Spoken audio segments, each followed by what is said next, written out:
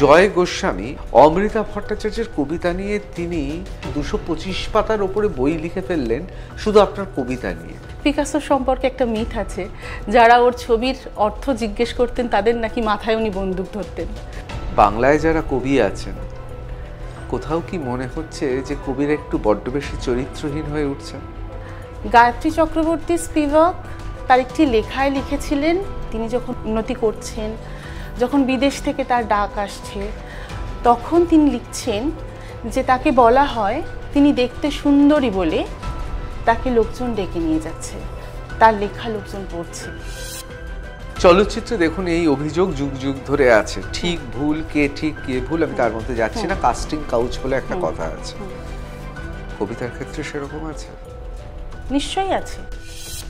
আপনার প্রতি কোনো কোনো কবির যৌন ঈর্ষা রয়েছে? হ্যাঁ, সে তো আছেই।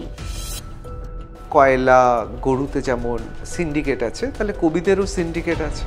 কবিতা চর্চা করতে এসে আমার কেরিয়ারের একটা ক্ষতি হয়েছে, খুব সাংঘাতিক ক্ষতি। আমি সাংবাদিক হিসেবে যে প্রশ্নটা করব সেটা হয়তো আপনার ভালো লাগবে না। যারা অপূর্ব সুন্দরী তাদের নাকি কবিতা বেশি ছাপা হলে, তাদের বই প্রকাশকরা করলে কোথাও যেন একটা সন্দেহ হয়। প্রস্তাব এসেছে, প্রস্তাব প্রত্যাখ্যানের পরে আমার উপর প্রতিশোধ নেওয়ারও চেষ্টা হয়েছে। অধুনা বাংলা সাহিত্যে যৌনতার প্রাবল্য কেন এত বেশি বলে আপনার মনে হয়? যে দেশে আমরা বাস করি, কামসূত্রের দেশে, সেখানে যৌনতার চর্চা কবিতায় না হলেই চিন্তার বিষয়। কোথাও কি মনে হচ্ছে কবিরা বড্ড বেশি পলিটিক্সের মধ্যে, রাজনীতির মধ্যে আছে? সংগঠনের নিজস্ব চরিত্র থাকে। আপনি যেটা বলছেন, যে সংগঠনের কথা বলছেন, সেই সংগঠনের তো কোনো চরিত্র নেই। বর্তমানে কবিদের অবস্থা কি? কবিদের কি এখন তো সেই নান্দনিক গোষ্ঠী আর শুনতে পাচ্ছি না, কিন্তু গোষ্ঠী কি আছে কবির মধ্যে?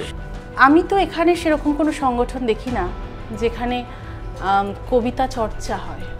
কোথাও কি মনে হচ্ছে যে এখন পৃথিবীতে যে সময়টা এসেছে, আবার ধর্মর নামে একে অপরের প্রতি বিদ্বেষটা চূড়ান্ত জায়গায় পৌঁছাচ্ছে? এমন কোনো জায়গা বা গোষ্ঠী, সংগঠন নেই যারা ধর্মকে নিজেদের অস্ত্র বানাচ্ছেন না। কেউ খুব সরাসরি বানাচ্ছে, আবার কেউ স্তরের আড়ালে বানাচ্ছেন। দেখুন দ্য নিউজ রুম প্লাস 19শে ফেব্রুয়ারি বুধবার সন্ধ্যে 6টায়।